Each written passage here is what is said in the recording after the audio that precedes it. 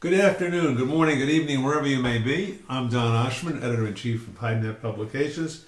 Glad to be back with you this week after a pretty bad cold last week, and thanks Vera for sitting in for me. It's Sunday, January 21st. Rana Guel reports this week from Novo Hamburgo that Brazilian raw prices are unchanged. TR1 is around 95 cents to $1, and tanners are still having a rough time doing enough volume. And they too know what's coming with Chinese New Year, Chinese tanning, and Asian tanning shutdowns. Argentina's market is steady with lower kills. Paraguay market is steady and they're still on holiday. Coromoda, the big Brazilian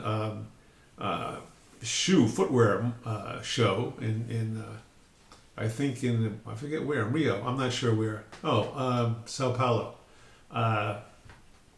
Was very successful, and everybody came away with a whole lot of optimistic feelings. And PMP opens up a new facility in Leon, Mexico. So that's what's going on in Brazil. They can't get the prices up, but they are making inroads into certain markets on Brazilian wet blue. And our European report this week is highlighted by coverage of Pitti, and Ribeshu in Italy. Our European editor of our European market report, Andrea Guolo, was there and covered those shows and has special reports in this week's issue and last week's issue.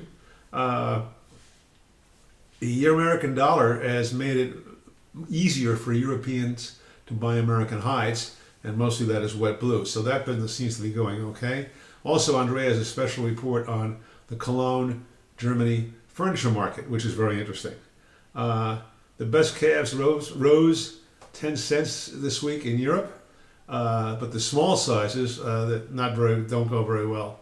So everybody wants the best stuff and nobody wants the worst stuff, for size anyway. There's an increase in reports in European lambskin prices, which is encouraging. What else do we have from Italy? That's about it. But Italian Tanners Association reported that exports hit $4 billion, 4 billion euros, which is very good. In North America, steer prices were largely steady. The cow sector remains under pressure, but prices held their own this week. Also, there's a government shutdown you may have heard about, but APHS, which is the people who certify that the hides are clean, like the health certificates, that's going to be still open, we think, according to the United States Hides Leather Association, and all hides should be shipped accordingly with the right documentation. China gave Prime Asia a very, very good rating for vis-a-vis pollution. So China's Prime Asia facility can operate at full strength, and they're expanding it. GST, Garden State Tanning, was sold now out of bankruptcy to its senior lenders, so their future is a little bit brighter. And they should continue to operate. JBS, which had a gigantic North American feedlot operation and needed to raise cash, sold that this week. And combined export sales were pretty good at 636,700, but a lot of that's catch up from last week during the holiday time when the numbers got a little bit skewed, to say the least. Our forecast this week, we're right 88, 88 to 89% of the time. Last year was 86%, year before was 89%. So we're pretty good at that, and if you want to know what's going on in the future, plus your own information, read Hidebet's market report, and you'll have an excellent chance to reap extra profits with this knowledge. We also have a very interesting topic for our market observations this week, which is called Not Asking Enough is Laziness.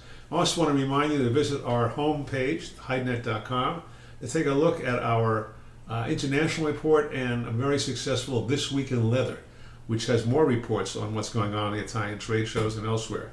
That's it for this week. Hidenet.com. Can you afford to be without it? Thanks for watching. Bye.